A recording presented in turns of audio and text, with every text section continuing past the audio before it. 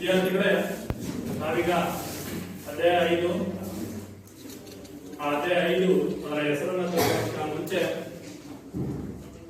ಜಾಮಿತಿಯ ಬಗ್ಗೆ ಕಲ್ಪನೆ ಇದೆ ನಮಗೆಲ್ಲ. ಜಾಮಿತಿ ಅಂದ್ರೆ ಏನು, ಜಾಮಿಟ್ರಿ ಅಂದ್ರೆ ಏನು, ರೇಖಾಗಣಿತದ ಬಗ್ಗೆ ಕಲ್ಪನೆ ಇದೆ. ಸರಿನಾ? ಆ ರೇಖಾಗಣಿತ ಬಂದದ್ದು ಹೆಂಗೆ, ಅದು ಹುಟ್ಟಿದ್ದು ಹೆಂಗೆ ಅಂತಂದ್ರೆ ಈಜಿಪ್ಟಿನ ಭಾಗ ಏನಿತ್ತು ಅಲ್ಲಿ ಯಾವಾಗಲೂ ಕೂಡ ಪ್ರವಾಹ ಬಂದು, ಏನು ನಾವು ಟಿವಿಲೆಲ್ಲ ನೋಡ್ತಿದ್ವಿ, ಹಲವಾರು ಕಡೆ ಪ್ರವಾಹ ಬಂದು ನಮ್ಮ ಕೊಡಗಿನೆಲ್ಲ ನೋಡಿದೀವಿ. ಆಯ್ತಾ? ಅಲ್ಲಿದ್ದಂತ ಜಮೀನುಗಳಾಗಿರ್ಬೋದು, ಮನೆಗಳಾಗಿರ್ಬೋದು, ಗುರುತಿಸಿದಂಗೆ ಮಣ್ಣಲ್ಲಿ ಮುಚ್ಚೋದು. ಅದೇ ರೀತಿ ಬೇರೆ ದೇಶದಲ್ಲೂ ಕೂಡ ಒಂದ್ಸರಿ ಪ್ರಭಾವ ಬಂತು ಅಂದ್ರೆ ಅವ್ರ ಮನೆಗಳು ಎಲ್ಲಿದಾವ ಅಂತ ಗೊತ್ತಾಗಲ್ಲ, ಅವ್ರ ಜಮೀನುಗಳು ಬಾಳಕ್ಕೆ ನಂತರ ಅವ್ರ ಜಮೀನುಗಳು ಯಾರ ಜಮೀನು ಎಲ್ಲೋ ಇದಾವ ಅಂತಾನೆ ಗೊತ್ತಾಗಲ್ಲ. ಆತರ ಈಜಿಪ್ಟ್ ನಲ್ಲಿ ಒಂದ್ಸರಿ ಪ್ರಭಾವ ಬಂತು ಅಂದ್ರೆ ಅವ್ರ ಜಮೀನುಗಳೆಲ್ಲ ದಿಕ್ಕಾಪಾಲಾಗವು. ಅವ್ರನ್ನ ಮತ್ತೆ ಅವ್ರು ಬಾರ್ಡರ್ ಹಾಕಿ ನಮ್ಮ ಜಮೀನ್ ಇದೆ ಅಂತ ಗುರುತು ಮಾಡಕ್ಕೆ ಏನ್ ಮಾಡ್ತಿದ್ರು, ರೇಖಾಗಣಿತವನ್ನು ಬಳಸ್ತಿದ್ರು. ಅದರ ಹೆಸರಲ್ಲೇ ಇದೆ ಜಾಮಿತಿ ಅಂತ. ಏನು? ಜಾಮಿತಿ. ಹಾಗಾದ್ರೆ ಜಾಮಿತಿ ಅಂದ್ರೆ ಏನು? ಜಾಮಿತಿ ಅಂದ್ರೆ ಭೂಮಿಯನ್ನು ಅಳೆಯುವುದು ಅಂತ. ಜಾ ಪ್ಲಸ್ ಮಿತಿ. ಜಾಮಿತಿ ಅಂದ್ರೆ ಜಾ ಪ್ಲಸ್ ಮಿತಿ. ಭೂಮಿಯನ್ನು, ಅದನ್ನ ನಾವು ಗ್ರೀಕ್ ಭಾಷೆಯಲ್ಲಿ ಏನಂತ ಕರಿತೀವಿ, ಭೂಮಿಯನ್ನು ಅಳೆಯುವುದು. ಅಂದ್ರೆ ಭೂಮಿಯನ್ನ ಭಾಗವಾಗಿ ಗುರುತು ಮಾಡೋದಕ್ಕೆ ಅದನ್ನ ನಾವು ಜಾಮಿತಿಯನ್ನ ಬಳಸ್ತಿದ್ವಿ ಅಂತ. ಜಾಮಿತಿ ಅಂತ ಮತ್ತೆ ಎಲ್ಲಿ ಬಳಕೆ ಆಗ್ತಿತ್ತು, ಈಗ ಯಾವ್ದಾರ ಮೈದಾನವನ್ನು ಗುರುತು ಮಾಡ್ಬೇಕಾದ್ರೆ ಈಗಲೂ ಕೂಡ ನೀವು ಈ ಸ್ಪೋರ್ಟ್ಸ್ ಆಡ್ಬೇಕಾದ್ರೆ ಆ ಮೈದಾನವನ್ನು ಗುರುತು ಮಾಡ್ತೀವಲ್ಲ, ಇಷ್ಟೇ ಅಳತೆ ಇರಬೇಕು ಅಂತ ನಾವೇನ್ ಮಾಡ್ತೀವಿ, ಅಲ್ಲೂ ಕೂಡ ಜಾಮಿತಿಯನ್ನ ಬಳಕೆ ಆಗ್ತದೆ. ಜಾಮಿತಿ ಬಳಕೆ ಆಗ್ತದೆ. ಮೈದಾನವನ್ನು ಗುರುತು ಮಾಡಲು, ನಮಗೆ ಬೇಕಾಗಿರುವಂತ ಜಮೀನು ಅಳತೆಯನ್ನು ಗುರುತು ಮಾಡಲು, ಅಲ್ಲೆಲ್ಲರೂ ಕೂಡ ನಾವು ಏನ್ ಬಳಸ್ತೀವಿ, ಜಾಮಿತಿಯನ್ನ ಬಳಸ್ತೀವಿ. ಹಾಗಾದ್ರೆ ಈ ಜಾಮಿತಿ ಅಥವಾ ಈ ರೇಖಾಗಣಿತ ಅಂತ ಏನ್ ಕರಿತೀವಿ, ಇದರ ಪಿತಾಮಹ ಯಾರು ಅಂತ ಗೊತ್ತೈತಾ ನಿಮಗೆ? ಯಾರು ಇದರ ಪಿತಾಮಹ ಗೊತ್ತಾಯ್ತಾ? ಹೇಳ್ತೀರ ನೋಡೋಣ.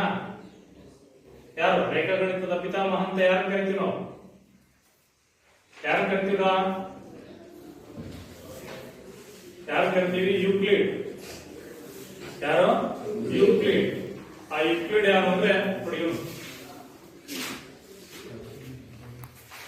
ನಾವು ಯೂಕ್ಲಿಡ್ ಅಂತ ಕರಿತೀವಿ. ಯೂಕ್ಲಿಡ್ ನಾವು ರೇಖಾಗಣಿತದ ಪಿತಾಮಹ ಅಂತ ಕರಿತೀವಿ. ಅಂತ ಕರಿತೀವಿ ರೇಖಾಗಣಿತದ ಪಿತಾಮಹ. ಸರಿನಾ? ಹಾಗಾದ್ರೆ ನಾವು ಇದು ಯೂಕ್ಲಿಡ್ ನ ರೇಖಾಗಣಿತದ ಪ್ರಸ್ತಾವನೆ 5 ಯೂಕ್ಲಿಡ್ ನ ರೇಖಾಗಣಿತದ ಪ್ರಸ್ತಾವನೆ ಬಗ್ಗೆ ಇದು ತಿಳಿತಾ ಹೋಗೋಣ. ಯೂಕ್ಲಿಡ್ ನ ರೇಖಾಗಣಿತದ ಪ್ರಸ್ತಾವನೆ.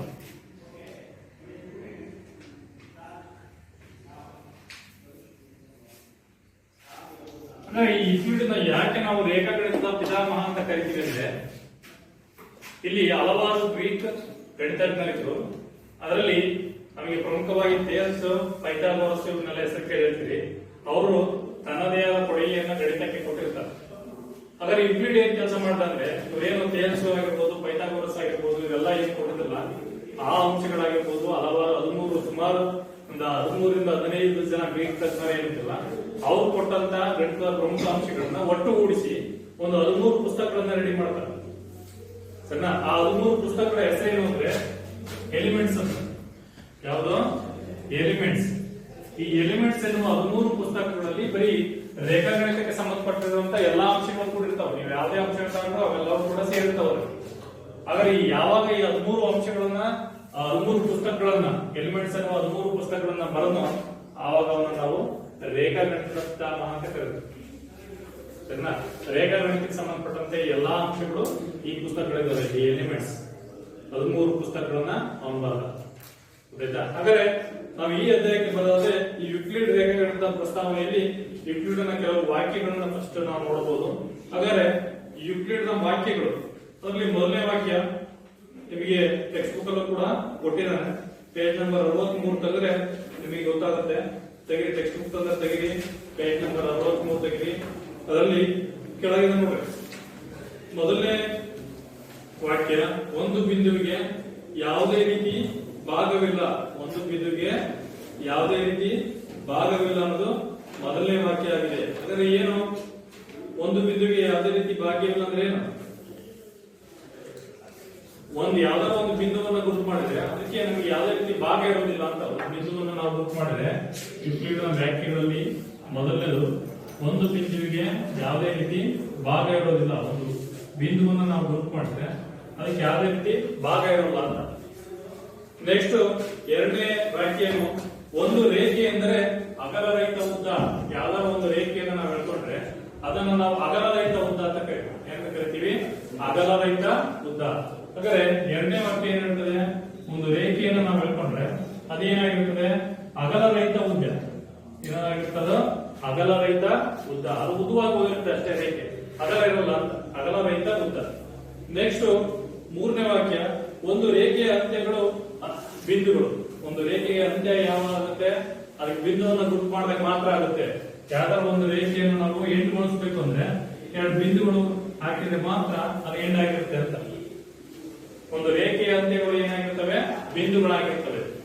ನೆಕ್ಸ್ಟ್ ನಾಲ್ಕನೇ ವಾಕ್ಯ ಓದ್ತಿರೋ ಯಾರೊಬ್ರು ಓದಪ್ಪ, ಯಾರ ಟೆಕ್ಕು ಸಂಜಯ.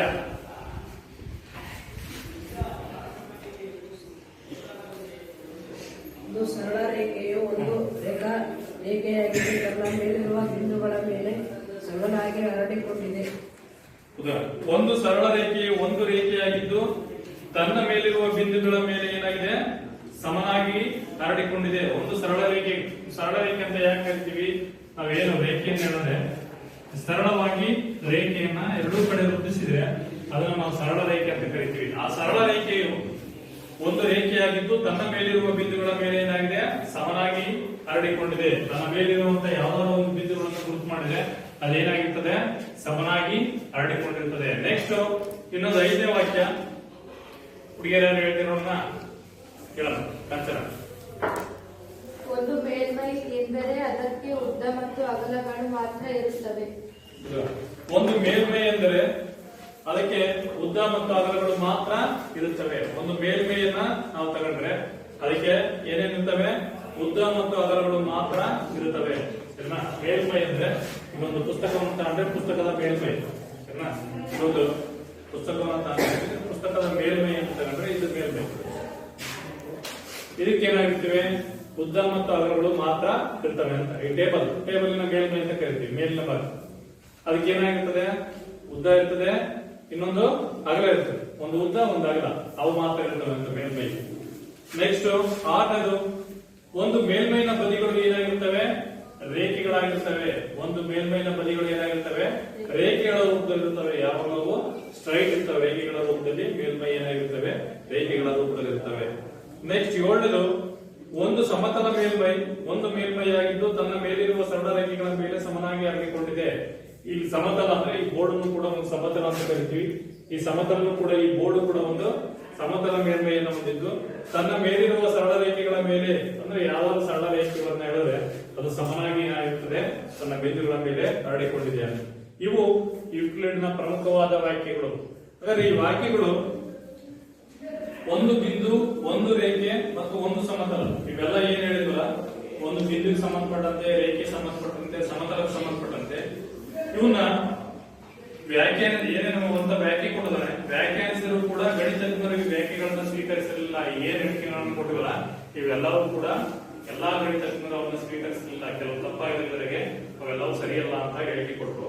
ಆದ್ರಿಂದ ಇವುಗಳನ್ನು ನಾವು ವ್ಯಾಖ್ಯಾನಿಸಲಾಗದು ಅಂತ ಕರಿತೀವಿ. ಇವೆಲ್ಲ ರೇಖೆಗೆ ಏನು ವ್ಯಾಖ್ಯಾನ ಹೇಳಿದ್ವಲ್ಲ ಅವಕ್ಕೆ ಪ್ರಮುಖವಾದ ವ್ಯಾಖ್ಯೆಗಳಿಲ್ಲ. ಅವೆಲ್ಲವೂ ಕೂಡ ವ್ಯಾಖ್ಯಾನ ಬರದಂತವು ಅಂತ ಹೇಳ್ತಾರೆ. ಅಂದ್ರೆ ಎಲ್ಲಾರು ಒಪ್ಪಿದ್ರು ಕೂಡ ಯಾವ್ದಾರು ಗಣಿತಜ್ಞರು ಹೇಳಿದಂತ ಹೇಳಿಕೆಯನ್ನ ಒಪ್ಪಿದ್ರೆ ಮಾತ್ರ ಅವು ಅದಕ್ಕೆ ತನ್ನದೇ ಆದ ವ್ಯಾಖ್ಯೆ ಇರ್ತದೆ. ಅದನ್ನ ಒಪ್ಲಿಲ್ಲ ಅಂದ್ರೆ ಅದು ವ್ಯಾಖ್ಯಾನಿಸಲಾಗಿತ್ತು ಅಂತ. ಯಾವ್ದಾದ್ರು ಒಂದು ಹೇಳಿಕೆಯನ್ನ ಕೊಟ್ಟ ಅಂದ್ರೆ ಅದನ್ನ ಎಲ್ಲಾ ಗಣಿತಜ್ಞರು ಒಪ್ಪಬೇಕು. ಒಪ್ಪಿದ್ರೆ ಮಾತ್ರ ಅದು ಅದ್ರ ವ್ಯಾಖ್ಯೆಗೆ ಆಗ್ತಾ ಇರ್ತದೆ. ಒಪ್ಪಿಲ್ಲ ಅಂದ್ರೆ ಅವರು ಆ ವ್ಯಾಖ್ಯೆಗಳು ವ್ಯಾಖ್ಯಾನಿಸಲಾಗ್ತದೆ. ತನ್ನದೇ ಹೇಳಿಕೆ ಕೊಟ್ಟಿದ್ದಾನೆ ಆದ್ರೆ ಅವು ವ್ಯಾಖ್ಯಾನಿಸಲಾಗಿದ್ದು ಅಂತ ಹೇಳಿಕೆ ಕೊಡ್ತಾರೆ. ನೆಕ್ಸ್ಟ್ ಯೂಕ್ಲಿಡ್ನ ಸ್ವಯಂ ಸಿದ್ಧಗಳನ್ನು ನೋಡೋಣ. ಸರಿನಾ? ಮೊದಲನೇದಾಗಿ ಬರುವಂತದ್ದೇನೋ ಯೂಕ್ಲಿಡ್ನ ಸ್ವಯಂ ಸಿದ್ಧಗಳು. ಹಾಗಾದ್ರೆ ಪೇಜ್ ನಂಬರ್ 64 ನಿಮಗೆ ಕೆಲವು ಸ್ವಯಂ ಸಿದ್ಧಗಳನ್ನು ಕೊಟ್ಟಿದ್ದಾನೆ. ಸ್ವಯಂ ಸಿದ್ಧ ಅಂದ್ರೆ ಏನು? ನಿರ್ದಿಷ್ಟವಾಗಿ ರೇಖಾಗಣಿತಕ್ಕೆ ಮಾತ್ರ ಸಂಬಂಧಿಸಿದೆ. ಗಣಿತದಲ್ಲಿ ಎಲ್ಲ ಉಪಯೋಗವಾಗುವಂತಹ ಉಪಯೋಗವನ್ನ ಅಥವಾ ಸಾಮಾನ್ಯ ಸಂಗತಿಗಳನ್ನ ನಾವೇನಂತ ಕರಿತೀವಿ? ಸ್ವಯಂ ಸಿದ್ಧಗಳು ಅಂತ ಕರಿತೀವಿ. ಸ್ವಯಂ ಸಿದ್ಧಗಳು ಅಂದ್ರೆ ಇದು ರೇಖಾಗಣಿತಕ್ಕೆ ಮಾತ್ರ ಸೀಮಿತವಾಗಿರಲ್ಲ, ಎಲ್ಲಾ ಗಣಿತದಲ್ಲೂ ಉಪಯೋಗಿಸ್ತೀವಿ ಅಂತ. ಬೇರೆ ಗಣಿತ ಅಂದ್ರೆ ಯಾವ? ಅಂಕಗಣಿತ ಆಗಿರ್ಬೋದು, ಬೀಜ ಗಣಿತ ಆಗಿರ್ಬೋದು, ಎಲ್ಲಾ ಗಣಿತದ ಉಳಿದ ಭಾಗಗಳಲ್ಲೂ ಕೂಡ ಉಪಯೋಗಿಸಿದ್ರೆ ಅವನ್ನ ನಾವೇನಂತ ಕರಿತೀವಿ? ಸ್ವಯಂ ಸಿದ್ಧಗಳು ಅಂತ ಕರಿತೀವಿ. ಸರಿನಾ? ಹಾಗಾದ್ರೆ ಆಧಾರ ಇದಕ್ಕೆ ನೆಕ್ಸ್ಟ್ ಇದರ ಸ್ವಯಂ ಸಿದ್ಧಗಳಾದ್ಮೇಲೆ ನೆಕ್ಸ್ಟ್ ಬರುವಂತದ್ದು ಆಧಾರ ಪ್ರತಿಜ್ಞೆಗಳು ಅಂತ ಬರ್ತದೆ. ಹಾಗಾದ್ರೆ ಆಧಾರ ಪ್ರತಿಜ್ಞೆಗಳಿಗೂ ಸ್ವಯಂ ಸಿದ್ಧಗಳಿರೋ ವ್ಯತ್ಯಾಸ ಒಂದೇ. ಸ್ವಯಂ ಸಿದ್ಧಗಳು ಅಂದ್ರೆ ಇವು ಎಲ್ಲಾ ಗಣಿತದಲ್ಲಿ ಉಪಯೋಗಿಸ್ತಿದ್ರೆ ಹೇಳಿಕೆಗಳನ್ನು, ಇವುಗಳನ್ನ ಎಲ್ಲಾ ಗಣಿತದಲ್ಲಿ ಬಳಸ್ತೀವಿ. ಬಟ್ ಆಧಾರ ಪ್ರತಿಜ್ಞೆಗಳಿದಾವೆ, ಇವನ್ನ ರೇಖಾಗಣಿತದಲ್ಲಿ ಮಾತ್ರ ಬಳಸ್ತೀವಿ. ಆಧಾರ ಪ್ರತಿಜ್ಞೆಗಳು ರೇಖಾಗಣಿತದಲ್ಲಿ ಮಾತ್ರ ಬಳಸಿದ್ರೆ ಅವು ಆಧಾರ ಪ್ರತಿಜ್ಞೆಗಳು. ಎಲ್ಲಾ ಗಣಿತದಲ್ಲಿ ಬಳಸುವಂತ ಹೇಳಿಕೆಗಳು ಯಾವುವು? ಸ್ವಯಂ ಸಿದ್ಧಗಳು. ಹಾಗಾದ್ರೆ ಪ್ರಮುಖವಾಗಿ ಒಂದು 5 ಸ್ವಯಂ ಸಿದ್ಧಗಳನ್ನ ಹೇಳಿದೆ ನಾವು. ಆ 5 ಸ್ವಯಂ ಸಿದ್ಧಗಳನ್ನು ನೋಡ್ತಾ ಹೋಗೋಣ.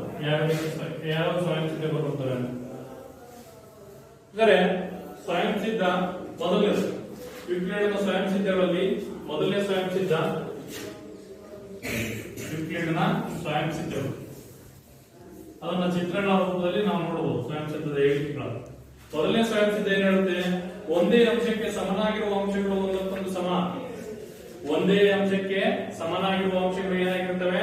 ಒಂದಕ್ಕೊಂದು ಸಮ ಆಗಿರ್ತವೆ. ಈಗ ಎಕ್ಸಾಂಪಲ್, ಒಂದೇ ಅಂಶ ಇದು ಎ ಅಂತ ಕಾರಣ, ಒಂದೇ ಅಂಶಕ್ಕೆ ಸಮನಾಗಿರುವ ಅಂಶಗಳು. ಅದೇ ರೀತಿ ಇನ್ನೊಂದು ಬಿ ಅಂತ ಬರೆಯೋಣ. ಸೇಮ್ ಮೂರು ಒಂದೇ ಸೈಜು, ಒಂದೇ ಆಕಾರವನ್ನು ಹೊಂದಿರ್ತವೆ. ಎ ಬಿ ಸಿ ಅಂತ ಮೂರನ್ನ ಆಕೃತಿಗಳನ್ನು ಬರ್ಕೊಂಡಿದ್ವಿ. ಇಲ್ಲಿ A is equal to B, A is equal to B, next B is equal to C. ಆದರೆ A is equal to C ಆಗಿರುತ್ತದೆ ಅಂತ. ಇದರ ಅರ್ಥ ಏನು? ಎ ಅನ್ನೋದು ಬಿ ಗೆ ಸಮ ಅಂತ ಕೊಟ್ಟಿದ್ದಾರೆ, ಬಿ ಅನ್ನೋದು ಸಿ ಗೆ ಸಮ ಅಂತ ಕೊಟ್ಟಿದ್ದಾರೆ. ಹಾಗಾದ್ರೆ ಮೂರು ಸಮ ಆಗಿದ್ರೆ ಪರಸ್ಪರ ಒಂದಕ್ಕೆ ಏನಾಗಿರ್ತವೆ? ಒಂದಕ್ಕೊಂದು ಸಮ ಆಗಿರ್ತವೆ. ಹಾಗಾದ್ರೆ ಎ ಬಿ ಸಮ, ಬಿ ಸಿ ಗೆ ಸಮ ಆದ್ರೆ ಎ ಅನ್ನೋದು ಯಾವ್ದು ಸಮ ಆಗಿರ್ಲೇಬೇಕು? ಸಿ ಗೆ ಸಮ ಆಗಬೇಕು. ಯಾಕಂದ್ರೆ ಮೂರು ಒಂದೇ ಅಳತೆ, ಸರಿನಾ? ಒಂದೇ ವೇಟ್ ಇದಾವೆ, ಒಂದೇ ಅಳತೆ ಇದಾವೆ. ಹಾಗಾದ್ರೆ ಒಂದೇ ಅಳತೆ ಇರೋದ್ರಿಂದ ಒಂದೇ ಅಂಶಕ್ಕೆ ಸಮನಾಗಿರುವ ಅಂಶಗಳು ಒಂದಕ್ಕೊಂದು ಏನಾಗಿರ್ತವೆ? ಸಮ ಆಗಿರ್ತವೆ. ನಾವೇನ್ ಬರೀಬಹುದು ಡೈರೆಕ್ಟ್ ಆಗಿ? A equals B, B equals C ಆಗಿರೋದ್ರಿಂದ direct A equals C that is equal to ಮೂರು ಕೂಡ ಪರಸ್ಪರ ಸಮ ಆಗಿರೋದ್ರಿಂದ A equals B equals C ಮೂರು ಕೂಡ ಏನಾಗಿರ್ತವೆ? ಪರಸ್ಪರ ಒಂದಕ್ಕೊಂದು ಸಮ ಆಗ್ತವೆ. ನೆಕ್ಸ್ಟ್ ಯುಕ್ಲಿಡ್ನ ಎರಡನೇ ಸ್ವಯಂ ಸಿದ್ಧ ಸಮವಾಗಿರುವ ಅಂಶಗಳಿಗೆ ಸಮವಾಗಿರುವ ಅಂಶಗಳನ್ನ ಕೂಡಿಸಿದಾಗ. ಈಗ ಯಾವ್ದಾದ್ರು ಎರಡು ಅಂಶಗಳನ್ನ ಸಮವಾಗಿರುವ ಅಂಶಗಳನ್ನು ತಗೋಬೇಕು. ತಗೊಂಡು ಅದಕ್ಕೆ ಸಮವಾಗಿರುವ ಅಂಶಗಳನ್ನ ಕೂಡ್ತಾ ಇದೀವಿ. ಕೂಡಿದಾಗ ಮೊತ್ತಗಳು ಏನಾಗ್ತವೆ? ಅವು ಕೂಡ ಸಮ ಬರ್ತವೆ. ಎರಡು ಸಮ ಅಂಶಗಳಿಗೆ ಸಮ ಅಂಶಗಳನ್ನ ಕೂಡಿದ್ರೆ ಬರುವಂತ ಮೊತ್ತ ಕೂಡ ಏನಾಗಿರ್ತದೆ? ಅದು ಕೂಡ ಸಮ ಆಗ್ತದೆ. ಅದಕ್ಕೆ ಎಕ್ಸಾಂಪಲ್, ಅದನ್ನ ನಾವು ಚಿತ್ರದ ಮೂಲಕ ನೋಡೋದಾದ್ರೆ ಎರಡನೇ ಸ್ವಯಂ ಸಿದ್ಧವನ್ನ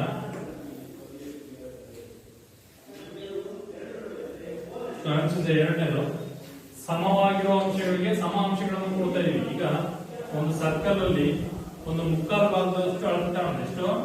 ಮುಕ್ಕಾಲು ಭಾಗ ಅಳತೆ, ಸರಿನಾ? ಅದಕ್ಕೆ ಮುಕ್ಕಾಲು ಭಾಗ ಅಳತೆ ಇರುವಂತ ಎರಡು ಚಿತ್ರಗಳನ್ನ ತಗೊಂಡ್ರೆ ಎರಡು ಕೂಡ ಮುಕ್ಕಾಲು ಸರ್ಕಲ್, ಈ ಸರ್ಕಲ್ ಅಲ್ಲಿ ಕಾಲು ಭಾಗ ಕಟ್ ಮಾಡಿದ್ವಿ. ಇವೆರಡು ಸಮ ಆಗಿದ್ದಾವೆ. ಇವೆರಡು ಸಮವಾಗಿರುವ ಅಂಶಗಳಿಗೆ ಸಮವಾಗಿರುವ ಕಾಲು ಭಾಗ ಸಮ ಆಗಿರುವಂತ ಎರಡು ಅಂಶಗಳನ್ನ ಏನ್ ಮಾಡ್ತಾ ಇದೀವಿ? ನಾವು ಕೂಡಿಸ್ತಾ ಇದೀವಿ. ಕೂಡಿಸಿದಾಗ ಏನಾಗುತ್ತೆ? ಇದಕ್ಕೆ ಇದು ಸಮ, ಇದಕ್ಕೆ ಸಮ. ಹಾಗೆ ಇವೆರಡನ್ನು ತಗೊಂಡು ಇದನ್ನ ಇದಕ್ಕೆ ಹಾಕ್ತಾ ಇದೀವಿ, ಇದನ್ನ ಇದಕ್ಕೆ ಹಾಕ್ತೇವೆ. ಸಮ ಆಗಿರುವ ಅಂಶಗಳಿಗೆ ಸಮ ಅಂಶಗಳನ್ನ ಕೂಡ್ತಾ ಇದೀವಿ. ಬರುವಂತ ಮೊತ್ತ ಏನ್ ಬರ್ತದೆ? ಸರ್ಕಲ್ ಬರ್ತದೆ. ಅದು ಕೂಡ ಏನಾಗುತ್ತೆ? ಅದು ಕೂಡ ಸಮ ಆಗುತ್ತೆ ಅಂತ. ಸಮವಾಗಿರುವ ಅಂಶಗಳಿಗೆ ಸಮ ಅಂಶಗಳನ್ನ ಕೂಡಿದಾಗ ಬರುವಂತ ಮೊತ್ತ ಕೂಡ ಏನಾಗ್ತವೆ? ಸಮ ಆಗ್ತವೆ. ಇದು ಯುಕ್ಲಿಡ್ನ ಎರಡನೇ ಸ್ವಯಂ ಸಿದ್ಧ. ನೆಕ್ಸ್ಟ್ ಮೂರನೇ ಸ್ವಯಂ ಸಿದ್ಧ ಸಮಾನ ಅಂಶಗಳಿಂದ ಸಮಾನ ಅಂಶಗಳನ್ನ ಕಳೆದಾಗ. ಈಗ ಕೂಡಿದಾತು, ನೆಕ್ಸ್ಟ್ ಕಳೆದಾಗ ಸಮಾನ ಅಂಶಗಳಿಂದ ಸಮಾನ ಅಂಶಗಳನ್ನ ಕಳೀತಾ ಇದೀವಿ. ಕಳೆದಾಗ ಬರುವಂತ ಉಳಿದ ಭಾಗಗಳು ಕೂಡ ಏನಾಗಿರ್ತವೆ? ಸಮ ಆಗ್ತವೆ. ಸಮಾನ ಅಂಶಗಳಿಂದ ಸಮಾನ ಅಂಶಗಳನ್ನ ಕಳೀತಾ ಇದೀವಿ. ಮೂರನೇ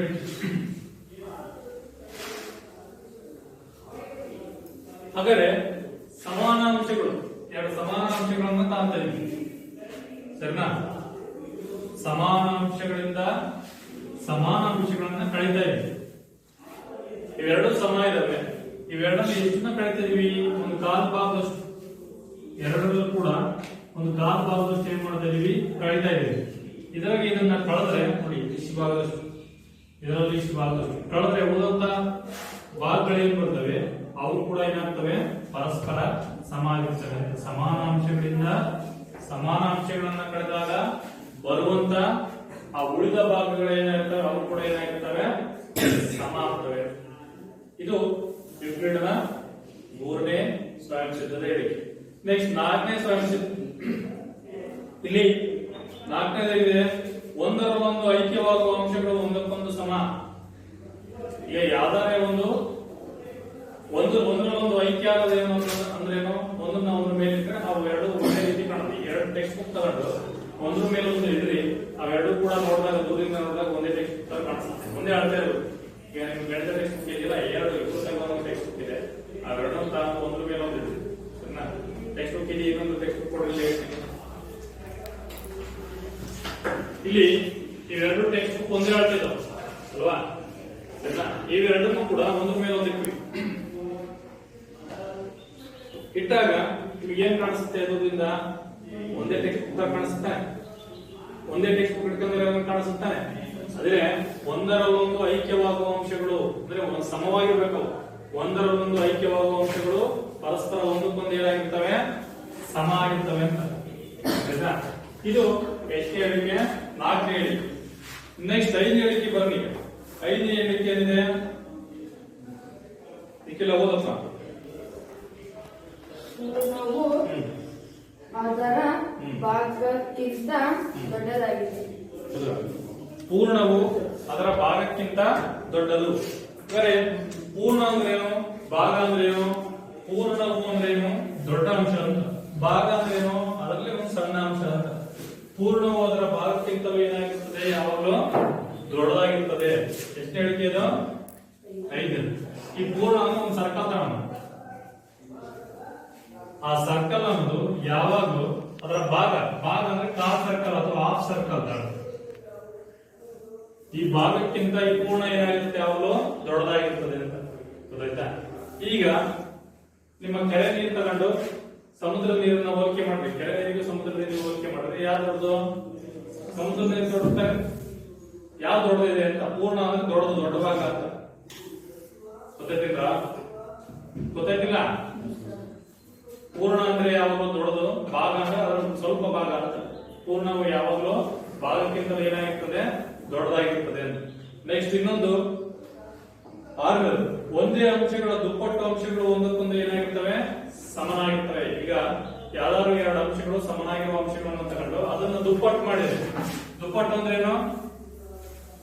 2 ಪಟ್ಟು ಅಂತ. ಸರಿನಾ? ಒಂದೇ ಅಂಶಗಳು 2 ಅಂಶಗಳನ್ನು ತಗೊಂಡು ಅವೆರಡು ಏನಾಗಿದ್ದಾವೆ? ಸಮ ಆಗಿದ್ದಾವೆ ಅಂತ ಕಾಣುತ್ತೆ.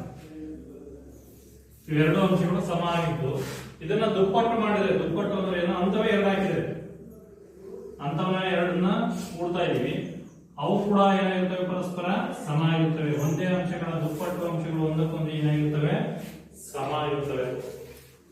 ಆಯ್ತಾ? ಇದು 6ನೇ ಹೇಳಿಕೆ. ಇನ್ನೊಂದು ಲಾಸ್ಟ್ ಹೇಳಿಕೆ, ಒಂದೇ ಅಂಶಗಳ ಅರ್ಧದಷ್ಟಿರುವ ಅಂಶಗಳು ಒಂದಕ್ಕೊಂದು ಏನಾಗಿರ್ತವೆ? ಸಮ ಆಗಿರ್ತವೆ. ಹಾಗಾದ್ರೆ ಇದಕ್ಕೆ ಉದಾಹರಣೆ ಏನಾದ್ರೆ, ಈಗ ದುಪ್ಪಟ್ಟಾಯ್ತು, ಈಗ ಅರ್ಧ. ಈಗ ಒಂದಂಶ ಸಮ ಆಗಿದ್ರೆ ಅದರ ಅರ್ಧ ಮಾಡಿದ್ರೆ, ಕರೆಕ್ಟ್ ಆಗಿ ಅರ್ಧ ಮಾಡಿದ್ರೆ ಅವು ಕೂಡ ಏನಾಗಿರ್ತವೆ? ಪರಸ್ಪರ ಸಮ ಆಗಿರ್ತವೆ. ಈಗ ಒಂದು ಸರ್ಕಲ್ ತಗೊಂಡು ಅದನ್ನ ಅರ್ಧ ಕಟ್ ಮಾಡಿದ್ರೆ ಅವು ಕೂಡ ಪರಸ್ಪರ ಏನಾಗಿರ್ತವೆ? ಸಮ ಆಗಿರ್ತವೆ ಅಂತ. ಈಗ ಸರ್ಕಲ್ ಒಂದು ದೊಡ್ಡ ಭಾಗ, ಈ ಒಂದು ಅಂಶದ ಅರ್ಧ ಭಾಗದಷ್ಟನ್ನ ಕಟ್ ಮಾಡಿದಾಗ ಏನಾಗ್ತವೆ? 2 ಭಾಗ ಬರ್ತವೆ. ಒಂದು ಸರ್ಕಲ್ ನ ಕಟ್ ಮಾಡಿದಾಗ ಏನಾಗುತ್ತೆ? 2 ಭಾಗ ಏನ್ ಬರ್ತಾವಲ್ಲ ಅವು ಕೂಡ ಪರಸ್ಪರ ಏನಾಗಿರ್ತವೆ? ಸಮ ಆಗ್ತವೆ ಅಂತ. ಒಂದು ಅಂಶದ ಅರ್ಧದಷ್ಟು ಅಂಶಗಳು ಪರಸ್ಪರ ಏನಾಗ್ತವೆ? ಅವು ಕೂಡ ಸಮ ಹೊಂದಿರ್ತವೆ. ಇದು ಎಷ್ಟನೇ ಹೇಳಿಕೆ? 7ನೇ ಹೇಳಿಕೆ. ಗೊತ್ತಾಯ್ತಿಲ್ಲ? ಇವನ್ನ ನಾವು ಯೂಕ್ಲಿಡ್ನ ಸ್ವಯಂ ಸಿದ್ಧಗಳು ಅಂತ ಕರೀತೀವಿ. ಯೂಕ್ಲಿಡ್ನ ಸ್ವಯಂ ಸಿದ್ಧಗಳು. ಗೊತ್ತಾಯ್ತಾ? ಈ 7 ಹೇಳಿಕೆಗಳು ಅರ್ಥ ಆಯ್ತಲ್ಲ? ಒಂದೇ ಅಂಶಕ್ಕೆ ಸಮನಾಗಿರುವ ಅಂಶಗಳು ಒಂದಕ್ಕೊಂದು ಸಮ, ಮೊದಲನೇದು. 2ನೇದೇನು? ಸಮವಾಗಿರುವ ಅಂಶಗಳಿಗೆ ಸಮವಾಗಿರುವ ಅಂಶಗಳನ್ನ ಕೂಡಿಸಿದಾಗ ಮೊತ್ತಗಳು ಏನ್ ಬರ್ತವೆ? ಅವು ಕೂಡ ಸಮ ಬರ್ತವೆ. 3ನೇದು ಸಮಾನ ಅಂಶಗಳಿಂದ ಸಮಾನ ಅಂಶಗಳನ್ನ ಕಳೆದಾಗ ಕೂಡ ಅವು ಕೂಡ ಸಮ ಬರ್ತವೆ. 4ನೇದು ಒಂದರ ಒಂದು ಐಕ್ಯವಾಗುವ ಅಂಶಗಳು ಒಂದಕ್ಕೊಂದು ಏನಾಗ್ತವೆ? ಸಮ ಬರ್ತವೆ. 5ನೇದು ಪೂರ್ಣವು ಅದರ ಭಾಗಕ್ಕಿಂತಲೂ ಏನಾಗುತ್ತೆ? ದೊಡ್ಡದು ಅಂತ. 6ನೇದು ಒಂದೇ ಅಂಶಗಳ ದುಪ್ಪಟ್ಟು ಅಂಶಗಳು ಏನಾಗಿರ್ತವೆ? ಪರಸ್ಪರ ಸಮ ಆಗ್ತವೆ. ನೆಕ್ಸ್ಟ್ 7ನೇದು ಒಂದೇ ಅಂಶಗಳ ಅರ್ಧದಷ್ಟು ಅಂಶಗಳು ಏನಾಗಿರ್ತವೆ? ಅವು ಕೂಡ ಏನಾಗ್ತವೆ? ಸಮ ಆಗುತ್ತವೆ. ಒಂದೇ ಅಂಶಗಳ ಅರ್ಧದಷ್ಟು ಅಂಶಗಳು ಕೂಡ ಏನಾಗ್ತವೆ? ಸಮ ಆಗಿರ್ತವೆ. ಇದು ಯೂಕ್ಲಿಡ್ನ ಸ್ವಯಂ ಸಿದ್ಧಗಳು. ನೆಕ್ಸ್ಟ್ ಯೂಕ್ಲಿಡ್ನ ಆಧಾರ ಪ್ರತಿಜ್ಞೆಗಳು ಅಂತ ಬರ್ತದೆ. ಇವೆಲ್ಲ ಸ್ವಯಂ ಸಿದ್ಧ ಹೇಳಿಕೆಗಳು. ನೆಕ್ಸ್ಟ್ ಯೂಕ್ಲಿಡ್ನ ಆಧಾರ ಪ್ರತಿಜ್ಞೆಗಳ ಹೇಳಿಕೆಗಳನ್ನು ನೋಡೋಣ. ಆಧಾರ ಪ್ರತಿಜ್ಞೆ ಒಂದು, ಯಾವುದೇ ಒಂದು ಬಿಂದುವಿನಿಂದ ಇನ್ನೊಂದು ಬಿಂದುವಿಗೆ ಒಂದು ಸರಳ ರೇಖೆಯನ್ನು ಎಳೆಯಬಹುದು. ಇದು ಆಧಾರ ಪ್ರತಿಜ್ಞೆ ಒಂದೇ, ಮೊದಲನೇ ಆಧಾರ ಪ್ರತಿಜ್ಞೆ.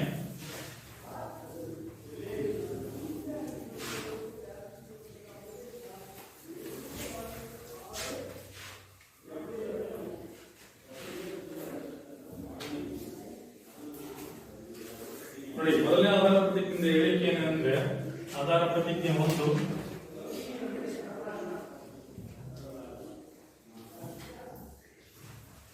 ಇಲ್ಲಿ ಯಾವುದೇ ಒಂದು ಬಿಂದುವಿನಿಂದ ಇನ್ನೊಂದು ಬಿಂದುವಿಗೆ ಎಷ್ಟು ಸರಳ ರೇಖೆಗಳನ್ನು ಎಳೆಯಬಹುದು? ಒಂದು ಸರಳ ರೇಖೆಯನ್ನು ಎಳೆಯಬಹುದು.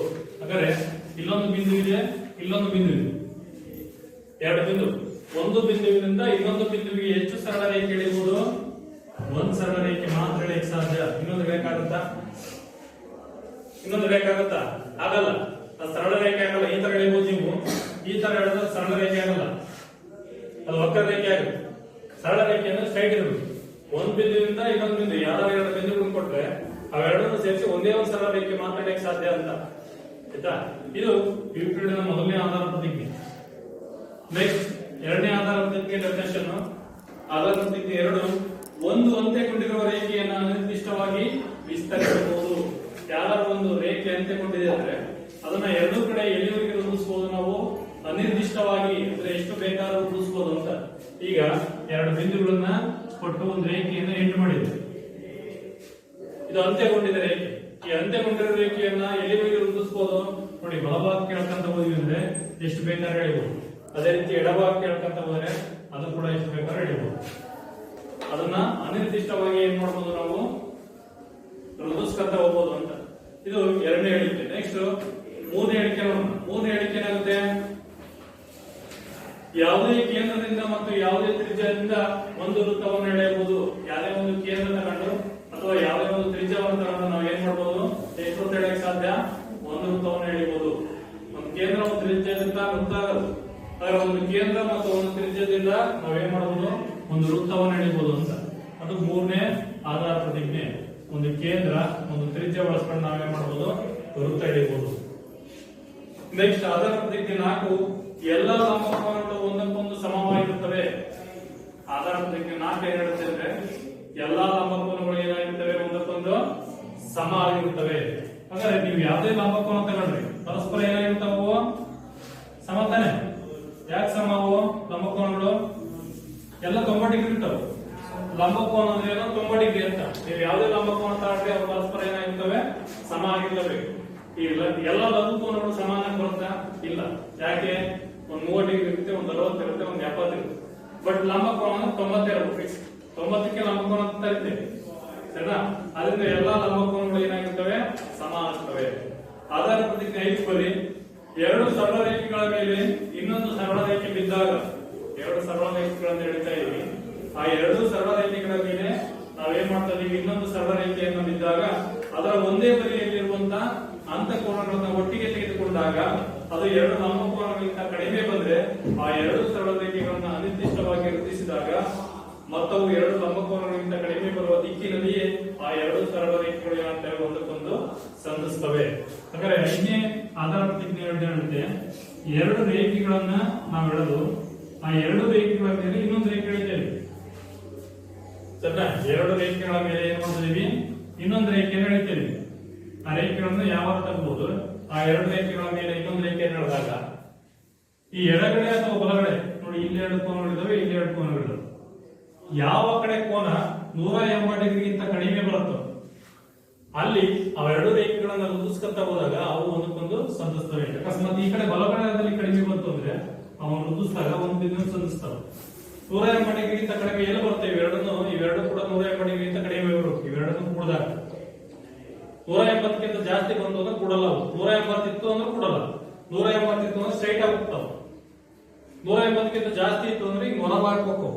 180ಕ್ಕಿಂತ ಕಡಿಮೆ ಇದ್ದಾಗ ಮಾತ್ರ ಅವು ಒಂದಕ್ಕೊಂದು ಸಂಧಿಸ್ತವೆ ಅಂತ. ಯಾವ್ದ್ರೆ ಈ ಕಡೆ ಕಡಿಮೆ ಇದ್ರೆ ಈ ಕಡೆ ಸಂಧಿಸ್ತವೆ, ಈ ಕಡೆ ಕಡಿಮೆ ಇದ್ರೆ ಈ ಕಡೆ ಸಂಧಿಸ್ತವೆ. ಇದು ಯೂಕ್ಲಿಡ್ನ 5ನೇ ಆಧಾರ ಪ್ರತಿಜ್ಞೆ. ಆಯ್ತಾ? ಹಾಗಾದ್ರೆ ಈ 5 ಆಧಾರ ಸಿದ್ಧಗಳನ್ನ ಹೇಳಿಕೆಗಳನ್ನ ನಾವು ನೆನ್ಪಿಟ್ಕೋಬೇಕು. ಇದರ ಆಧಾರದ ಮೇಲೆ ನಾವು ಅಭ್ಯಾಸದಲ್ಲಿರುವಂತಹ ರೇಖೆಗಳನ್ನ ಬಿಡಿಸ್ತಾ ಹೋಗ್ತೀವಿ. ಗೊತ್ತಾಯ್ತಾ? ಇಲ್ಲಿ ಒಂದು ಪ್ರಮೇಯವನ್ನು ಕೊಟ್ಟಿದ್ದಾನೆ. ಒಂದೇ ಒಂದು ಪ್ರಮೇಯ ಇದೆ, ಅದರ ಹೇಳಿಕೆಗಳನ್ನ ನಾವು ಪ್ರಮೇಯ 5.1 ಏನ್ ಹೇಳುತ್ತೆ ಅಂದ್ರೆ, ಇದು ಎರಡು ವಿಭಿನ್ನ ರೇಖೆಗಳು ಒಂದಕ್ಕಿಂತ ಹೆಚ್ಚು ಸಾಮಾನ್ಯ ಬಿಂದುವನ್ನು ಹೊಂದಿರಲು ಸಾಧ್ಯವಿಲ್ಲ. ಯಾವ್ದಾದ್ರು ಎರಡು ರೇಖೆಗಳಂತ ಅಂದ್ರೆ ಅವು ಒಂದಕ್ಕಿಂತ ಹೆಚ್ಚು ಸಾಮಾನ್ಯ ಬಿಂದುವನ್ನು ನಾವು ಹೊಂದಿರಲು ಸಾಧ್ಯವಿಲ್ಲ ಅಂತ. ಹಾಗಾದ್ರೆ ಏನ್ ಹೇಳುತ್ತಿದ್ದು ಪ್ರಮೇಯ ಅಂದ್ರೆ, ಪ್ರಮೇಯ 5.1 ಯಾವ್ದಾದ್ರು ಎರಡು ವಿಭಿನ್ನ ರೇಖೆಗಳಂತ ತಗೊಂಡ್ರೆ ಅವು ಎಲ್ಲಿ ಕೊಡ್ತವೆ, ಯಾವ್ದಾದ್ರು ಒಂದು ಸಾಮಾನ್ಯ ಬಿಂದುವನ್ನು ಮಾತ್ರ ಹೊಂದಿರ್ತವೆ. ಅದನ್ನ ಬಿಟ್ಟು ಅದಕ್ಕಿಂತ ಹೆಚ್ಚಿಗೆ ಕೊಡಲ್ಲ. ಬೇರೆ ಬೇರೆ ರೇಖೆಗಳು ಒಂದೇ ಬಿಂದುವಿನಲ್ಲಿ ಮಾತ್ರ ಸಾಮಾನ್ಯ ಬಿಂದುವನ್ನು ಹೊಂದಿರ್ತವೆ. ಅಕಸ್ಮಾತ್ ಒಂದ್ರ ಮೇಲೆ ಕೂಡಿದ್ರೆ ಅದು ಐಕ್ಯ ರೇಖೆಗಳಾಗ್ತವೆ. ಇದು ಬಿಟ್ಟು ಬೇರೆ ಇನ್ನೊಂದ್ಸರಿ ಕೊಡಕ್ಕಾಗತ್ತೆ, ಇನ್ನೊಂದ್ಸರಿ ಕೊಡ್ಬೇಕು ಅಂದ್ರೆ ನಾವೇ ಮಾಡ್ಬೇಕಂತ ಆ ರೇಖೆ ತಗೊಂಡು ಹಿಂಗ್ ಹೇಳ್ತವೆ. ಹಿಂಗ್ ಹಿಡಿದಾಗ ಏನಾಗುತ್ತದ ವಕ್ರ ರೇಖೆ ಆಗುತ್ತೆ. ಅದರಿಂದ ಒಂದು ಬಿಂದುವಿನಲ್ಲಿ ಮಾತ್ರ ಅವು ಏನಾಗ್ತವೆ, ಕೂಡ್ತವೆ, ಎರಡು ಸರಳ ರೇಖೆಗಳು. ಹಾಗಾದ್ರೆ ಇವೆಲ್ಲವೂ ಆಧಾರದ ಅದ್ರ ಜೊತೆಗೆ ಇನ್ನೊಂದು ಪ್ರಮೇಯ 5.1 ಆದ್ಮೇಲೆ ನೆಕ್ಸ್ಟ್ ಅಭ್ಯಾಸ ಇದೆ. ಅಭ್ಯಾಸಕ್ಕೆ ಬರೋಣ. ಅಭ್ಯಾಸ 5.1 ಅದರಲ್ಲಿ ಮೊದಲನೇ ಮೇಲೆ ಕೀರ್ತನ ಓದೋಣ. ಕೆಳಗಿನ ಹೇಳಿಕೆಗಳಲ್ಲಿ ಯಾವುದು ಸತ್ಯ ಮತ್ತು ಯಾವುದು ಸುಳ್ಳು ಎಂಬುದನ್ನು ಕಾರಣ ಸಹಿತ ತಿಳಿಸಿ. ಆಪ್ಷನ್ ಎ, ಒಂದು ಬಿಂದುವಿನ ಮೂಲಕ ಒಂದೇ ಒಂದು ಸರಳ ರೇಖೆ ಹಾದು ಹೋಗಬಹುದು.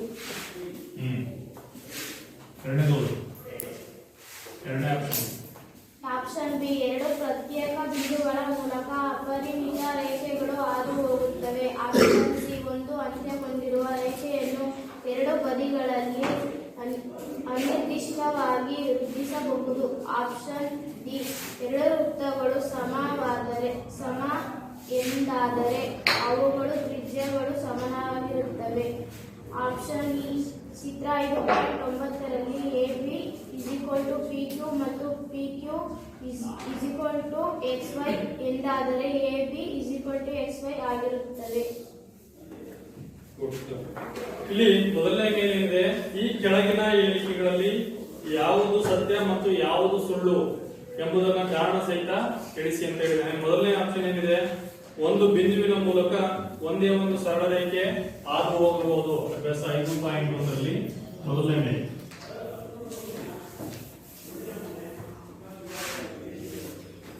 ಹಾಗಾದ್ರೆ ಮೊದಲನೇ ಆಪ್ಷನ್ ಏನಿದೆ, ಒಂದು ಬಿಂದುವಿನ ಮೂಲಕ ಒಂದೇ ಒಂದು ಸರಳ ರೇಖೆ ಹಾದು ಹೋಗಬಹುದು. ಸರಿನಾ ತಪ್ಪ? ಒಂದು ಬಿಂದುವಿನ ಮೂಲಕ ಎಷ್ಟು ಸರಳ ರೇಖೆ ಹಾದು ಹೋಗಬಹುದು ಅಂತ ಅವನು ಹೇಳಿದ್ದಾನೆ. ಒಂದು ಹಾದು ಹೋಗಬಹುದು ಅಂತ ಆನ್ಸರ್ ತಪ್ಪು ಅಂತ ಹೇಳ್ತೀವಿ. ಯಾಕೆ ತಪ್ಪಿದ್ರು? ಒಂದು ಬಿಂದುವಿನ ಮೂಲಕ ಎಷ್ಟು ಬೇಕಾದ್ರೆ ಎಳಿಬಹುದು ಸರಳ ರೇಖೆ. ಹೆಂಗೆ ನೋಡಿ, ಹಿಂಗೊಂದು ಎಳಿಬಹುದು, ಹಿಂಗೊಂದು ಎಳಿಬಹುದು, ಹಿಂಗೊಂದು ಎಳಿಬಹುದು, ಹಿಂಗೊಂದು ಎಳಿಬಹುದು. ಈ ತರ ಎಷ್ಟು ಬೇಕಾದ್ರೂ ನಾವ್ ಏನ್ ಮಾಡಬಹುದು, ಸರಳ ರೇಖೆಗಳನ್ನ ಎಳ್ಕೊಂತ ಹೋಗ್ಬೋದು ಒಂದು ಬಿಂದುವಿನ ಮೂಲಕ. ನೆಕ್ಸ್ಟ್ ಎರಡನೇ ಆಪ್ಷನ್, ಎರಡು ಪ್ರತ್ಯೇಕ ಬಿಂದುಗಳ ಮೂಲಕ ಅಪರಿಮಿತ ರೇಖೆಗಳನ್ನ ಹಾದು ಹೋಗ್ತವೆ. ಇದು ಆನ್ಸರ್ ಇದೆ. ಇದು ಕೂಡ ತಪ್ಪು. ಯಾಕೆ? ಎರಡು ಬಿಂದುಗಳನ್ನು ತಗೊಂಡ್ರೆ ಅದ್ರ ಮೂಲಕ ಒಂದೇ ಒಂದು ರೇಖೆ ಎಳೆಯಕ್ಕೆ ಸಾಧ್ಯ. ಇವನು ಹೇಳಿದಾನೆ ಅಪರಿಮಿತ ಎಳಿಬಹುದು ಅಂತ. ಅಪರಿಮಿತ ಅಂದ್ರೆ ಈಗ ಹೇಳಿದ್ರು ಈ ತರ ಎಳಿಬಹುದು ಅಂತ, ಬಹಳ ಎಳಿಬಹುದು ಅಂತ ಹೇಳಿದ್ದಾರೆ. ಹಾಗಾದ್ರೆ ಎರಡನೇ ಆಪ್ಷನ್ ಏನಾಗುತ್ತೆ, ಅದು ಕೂಡ ಆನ್ಸರ್ ತಪ್ಪು. ಎರಡು ಬಿಂದುಗಳನ್ನು ತಗೊಂಡ್ರೆ ಅದ್ರ ಮೂಲಕ ನಾವು ಒಂದೇ ಒಂದು ರೇಖೆ ಎಳೆಯಕ್ಕೆ ಸಾಧ್ಯ. ಅದನ್ನು ಬಿಟ್ಟು ಅದಕ್ಕಿಂತ ಜಾಸ್ತಿ ಎಳೆಯಕ್ಕೆ ಸಾಧ್ಯ ಇಲ್ಲ ಅಂತ.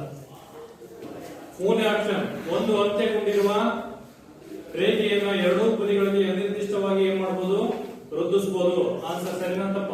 ಸರಿ. ಯಾಕೆಂದ್ರೆ ನಾವಲ್ಲಿ ಒಂದು ಆಧಾರ ಪ್ರತಿಜ್ಞೆ ಹೇಳಿಕೆಯನ್ನು ನೋಡಿದೀವಿ. ಒಂದು ಅಂತ್ಯಗೊಂಡಿರುವ ರೇಖೆಯನ್ನ ಅನಿರ್ದಿಷ್ಟವಾಗಿ ಏನ್ ಮಾಡಬಹುದು, ಎರಡು ಕಡೆ ವೃದ್ಧಿಸಬಹುದು ಅಂತ. ಆದ್ರಿಂದ ಇದು ಮೂರನೇ ಆಪ್ಷನ್ ಏನಾಗುತ್ತೆ, ಸರಿ. ಯಾಕೆಂದ್ರೆ ಯಾವ್ದಾರ ಒಂದು ಅಂತ್ಯಗೊಂಡಿರುವ ರೇಖೆಯನ್ನು ತಗೊಂಡ್ರೆ ಈ ಕಡೆ ಮತ್ತೆ ಈ ಕಡೆ ಏನ್ ಮಾಡಬಹುದು, ವೃದ್ಧಿಸ್ಕೊಂತ ಹೋಗ್ಬೋದು. ನೆಕ್ಸ್ಟ್ ನಾಲ್ಕನೇ ಆಪ್ಷನ್, ಎರಡು ವೃತ್ತಗಳು ಸಮ ಎಂದಾದರೆ ಅವುಗಳ ತ್ರಿಜ್ಯಗಳು ಕೂಡ ಏನಾಗಿರ್ತವೆ, ಸಮ ಆಗಿರ್ತವೆ. ಎರಡು ವೃತ್ತಗಳು ಸಮ ಅಂದ್ರೆ ಅವುಗಳ ತ್ರಿಜ್ಯಗಳು ಕೂಡ ಸಮಾನ ಅಂತ ಕೇಳಿದಾನೆ. ಇದಕ್ಕೂ ಕೂಡ ಆನ್ಸರ್ ಏನಂತೀವಿ, ಸರಿ. ಯಾಕೆ ಸರಿ? ಈಗ ಎರಡು ವೃತ್ತ ನಮಗೆ ಸಮ ಆಗ್ಬೇಕಾದ್ರೆ ಅವುಗಳ ತ್ರಿಜ್ಯಗಳು ಏನಾಗಿರ್ಬೇಕು, ಸಮ ಆಗಿರ್ಲೇಬೇಕು. ಇದು ಸಮ ಆಗ್ಬೇಕು ಅಂದ್ರೆ ತ್ರಿಜ್ಯಗಳು ಏನಾಗ್ತವೆ, ಪರಸ್ಪರ ಒಂದಕ್ಕೊಂದು ಸಮ ಆಗಿರ್ತವೆ. ಇದು 3 ಸೆಂಟಿಮೀಟರ್ ಇದೆ, ಇದು ಕೂಡ 3 ಸೆಂಟಿಮೀಟರ್ ತ್ರಿಜ್ಯ ಹೊಂದಿದ್ರೆ ಮಾತ್ರ ಅವೆರಡು ಏನಾಗ್ತವೆ, ಸಮ ಆಗ್ತವೆ. ಇದು ಸಮ ಆಗಲ್ಲ. ಒಂದು 3 1 ಹಾಕಿದ್ರೆ ಸಮ ಆಗ್ತವೆ. ಅವಾಗ ಒಂದು ದೊಡ್ಡದು ಒಂದು ಸಣ್ಣ ಎರಡು ಸಮ ಆಗ್ಬೇಕು, ತ್ರಿಜ್ಯ ಸಮ ಇರಬೇಕು. ನೆಕ್ಸ್ಟ್ 5 ಐದನೇ ಆಪ್ಷನ್ ನೋಡಲಿ, ಚಿತ್ರ ಕೊಟ್ಟಿದ್ದಾನಲ್ಲಿ. ಚಿತ್ರದಲ್ಲಿ AB is equal to PQ, PQ is equal to XY ಅಂದಾದ್ರೆ AB is equal to ಏನಾಗುತ್ತೆ, XY ಆಗುತ್ತೆ ಅಂತ ಕೇಳಿದಾರೆ. ಅದರಿಂದ ಆನ್ಸರ್ ಏನಾಗುತ್ತೆ, ಅದು ಕೂಡ ಸರಿ. ಯಾಕೆ, ಒಂದಕ್ಕೊಂದು ಸಮನಾಗಿರುವ ಅಂಶಗಳು ಒಂದಕ್ಕೊಂದು ಸಮ ಅಂತ ಹೇಳ್ಬಿಟ್ಟಿದ್ವಿ. ಯಾವ್ದ್ರಲ್ಲಿ, ಸ್ವಯಂ ಸಿದ್ಧದಲ್ಲಿ ಒಂದಕ್ಕೊಂದು ಮೊದಲನೇ ಸ್ವಯಂ ಸಿದ್ಧ ಹೇಳಿದೆ ಹೇಳಿಕೆ. ಒಂದಕ್ಕೊಂದು ಸಮನಾಗಿರುವ ಅಂಶಗಳು ಒಂದಕ್ಕೊಂದು ಸಮ ಆಗಿರೋದ್ರಿಂದ AB equals PQ, PQ is equal to XY ಆದ್ರೆ ಆ ಮೂರು ರೇಖೆಗಳು ಪರಸ್ಪರ ಏನಾಗ್ತವೆ, ಒಂದಕ್ಕೊಂದು ಸಮ ಬರ್ತವೆ ಅಂತ ಗೊತ್ತಾಯ್ತಿಲ್ಲ. ನೆಕ್ಸ್ಟ್ ಎರಡನೇ ಮೇನು ಕೆಳಗಿನ ಪ್ರತಿಯೊಂದು ಪದಕ್ಕೂ ಒಂದೊಂದು ವಾಕ್ಯವನ್ನು ನೀಡಿ ಇವುಗಳನ್ನು ವ್ಯಾಖ್ಯಾನಿಸುವ ಮೊದಲು ಬೇರೆ ಯಾವುದಾದರೂ ಪದಗಳನ್ನು ವ್ಯಾಖ್ಯಾನಿಸುವ ಅಗತ್ಯವಿದೆ. ಇದ್ದರೆ ಅವುಗಳು ಯಾವುವು, ನೀವು ಅವುಗಳನ್ನು ಹೇಗೆ ವ್ಯಾಖ್ಯಾನಿಸಿರಿ. ಈಗ ಮೊದಲನೇ ಆಪ್ಷನ್ ಸಮಾಂತರ ರೇಖೆಗಳು, ಅದರ ಡೆಫಿನೇಷನ್ ಹೇಳಬೇಕು. ಸಮಾಂತರ ರೇಖೆಗಳು ಅಂದ್ರೆ ಏನು, ಎರಡನೇ ಆಪ್ಷನ್ ಲಂಬ ರೇಖೆಗಳು ಅಂದ್ರೆ ಏನು, ಮೂರನೇ ಆಪ್ಷನ್ ರೇಖಾಖಂಡ, ನಾಲ್ಕನೇ ಆಪ್ಷನ್ ಒಂದು ತ್ರಿಜ್ಯ ಅಂದ್ರೆ ಏನು, ಐದನೇ ಆಪ್ಷನ್ ಚೌಕ ಅಂದ್ರೆ ಏನು. ಅದಕ್ಕೆ ಒಂದೊಂದ ನಾನು ಹೇಳ್ತೀನಿ, ಇನ್ನುಳಿದಂತ ನೀವು ಮನೇಲಿ ಟ್ರೈ ಮಾಡ್ಕೊಂಡು ಬನ್ನಿ. ಮೊದಲನೇ ಆಪ್ಷನ್ ಏನಿದೆ, ಎರಡು ಸರಳ ರೇಖೆಗಳನ್ನ ಅನಂತದವರೆಗೆ ವೃದ್ಧಿಸಿದರೂ ಯಾವುದೇ ಸಾಮಾನ್ಯ ಬಿಂದು ಇರದಿದ್ರೆ ಅವುಗಳನ್ನ ನಾವೇನಂತ ಕರಿತೀವಿ, ಸಮಾಂತರ ರೇಖೆಗಳು. ಅದಕ್ಕೆ ಚಿತ್ರ ಕೂಡ ಬರೀಬಹುದು. ಈ ಸಮಾಂತರ ರೇಖೆ ಅಂದ್ರೆ ಏನು, ಎರಡು ಸರಳ ರೇಖೆಗಳನ್ನ ನಾವು ವೃದ್ಧಿಸ್ಕೊಂತ ಹೋದ್ರೆ ಅನಂತದವರೆಗೆ ವೃದ್ಧಿಸ್ಕೊಂಡು ಹೋದ್ರು ಕೂಡ ಎಲ್ಲೂ ಕೂಡ ಸಂಧಿಸಬಾರ್ದು. ಯಾವುದೇ ಸಾಮಾನ್ಯ ಬಿಂದು ಇರದಿದ್ರೆ ಅವನು ನಾವೇನಂತ ಕರಿತೀವಿ, ಸಮಾಂತರ ರೇಖೆಗಳು. ಈ ತರ ಬರ್ತವೆ. ಅದಕ್ಕೆ ಡೆಫಿನೇಷನ್ ಬರೋದು, ಚಿತ್ರ ಬರೆಯೋದು. ಅದೇ ರೀತಿ ಎರಡನೇ ಆಪ್ಷನ್ ಕೂಡ ಲಂಬ ರೇಖೆಗಳು ಕೂಡ ಡೆಫಿನೇಷನ್ ಬರೆದು ಚಿತ್ರ ಬರೆಯೋದು. ರೇಖಾಖಂಡಕ್ಕೂ ಕೂಡ ಡೆಫಿನೇಷನ್ ಬರೆದು ಚಿತ್ರ ಬರೆಯೋದು. ತ್ರಿಜ್ಯಕ್ಕೂ ಕೂಡ, ತ್ರಿಜ್ಯ ಅಂದ್ರೆ ಏನು, ಅದರ ಡೆಫಿನೇಷನ್ ಚಿತ್ರ. ಚೌಕ ಅಂದ್ರೆ ಏನು ಗೊತ್ತಾಯ್ತಾ, ಎಲ್ಲ ಭಾಗಗಳು ಏನಾಗಿರ್ತಾವ ಅದರಲ್ಲಿ ಅದ್ರ ಚಿತ್ರ ಏನ್ ಬರುತ್ತೆ ಅದು ಬರುತ್ತೆ. ಈ ತರ ಒಂದ್ ಮನೆ ಬರ್ಕೊಂಡ್ಬರ್ತಿರ್ಲ ಗೊತ್ತಾಯ್ತಾ. ಹಾಗಾದ್ರೆ ಹಿಂದಿನ ಅಧ್ಯಾಯದಿಂದ ತರಗತಿಯಲ್ಲಿ ನಾವು ಏನ್ ತಿಳ್ಕೊಂಡಿದ್ವಿ ಅಂದ್ರೆ ಯುಕ್ಲಿಡನ ಸ್ವಯಂ ಸಿದ್ಧಗಳ ಬಗ್ಗೆ, ಯುಕ್ಲಿಡನ ವ್ಯಾಖ್ಯೆಗಳ ಬಗ್ಗೆ, ಯುಕ್ಲಿಡನ ಆಧಾರ ಪ್ರತಿಜ್ಞೆಗಳ ಬಗ್ಗೆ ಅವನ್ನ ಬಳಸ್ಕೊಂಡು ಅಭ್ಯಾಸದಲ್ಲಿ ಇರುವಂತ ಲೆಕ್ಕಗಳನ್ನ ಬಿಡಿಸೋದು ಹೆಂಗೆ ಅಂತ ಮೊದಲನೇ ಮೇನ್ ನೋಡಿದ್ವಿ. ಇನ್ನು ಉಳಿದಂತ ಏನ್ ಲೆಕ್ಕಗಳಿದಾವೆ ಅವನ್ನ ಮನೆ ಟ್ರೈ ಮಾಡ್ಕೊಂಬರಿ. ಎರಡನೇ ಮೇನಲ್ಲಿ ಮತ್ತೆ ಮೂರನೇ ಮೇನ್ ಲೆಕ್ಕಗಳನ್ನ ಉಳಿದಿರುವಂತ ಲೆಕ್ಕಗಳನ್ನ ನೆಕ್ಸ್ಟ್ ಪೀರಿಯಡ್ ನಾವೇನ್ ಮಾಡೋಣ ಬಿಡಿಸ್ತಾ ಹೋಗೋಣ.